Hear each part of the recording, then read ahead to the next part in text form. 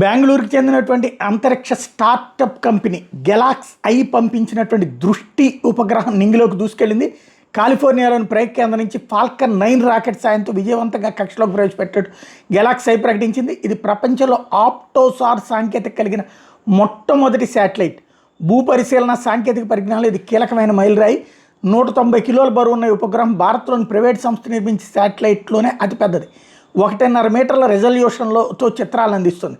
ఆప్టోసార్ టెక్నాలజీతో ఇది పనిచేస్తుంది. Electro optical EO synthetic aperture radar SAR సెన్సార్లతో కలిసి పరిశీలన రాయిస్తుంది. అన్ని రకాల వాతావరణ పరిస్థితుల్లో కూడా పగలు రాత్రి తేడా లేకుండా భూమిని నిరంతరం పరిశీలించే సామర్థ్యం దీని సొంతం అన్నట్టు గెలాక్సీ ఐ చెబుతోంది. గెలాక్సీ ఐ చేపట్టిన దృష్టి ఉపగ్రహం విజయవంతంగా కక్షలోకి ప్రవేశపెట్టడం పట్ల మోడీ హర్షం వ్యక్తం చేశారు. భారత అంతరిక్ష పరిశోధనలు ఇదో కీలక విజయంగా నిలుస్తుందన్నారు. దేశ పురోగతి ఆవిష్కరణ పట్ల యువత అభిరుచికి ఇదో నిదర్శనం. ఈ సందర్భంగా గెలాక్సీ ఐ బృందానికి మోడీ శుభాకాంక్షలు చెప్పారు.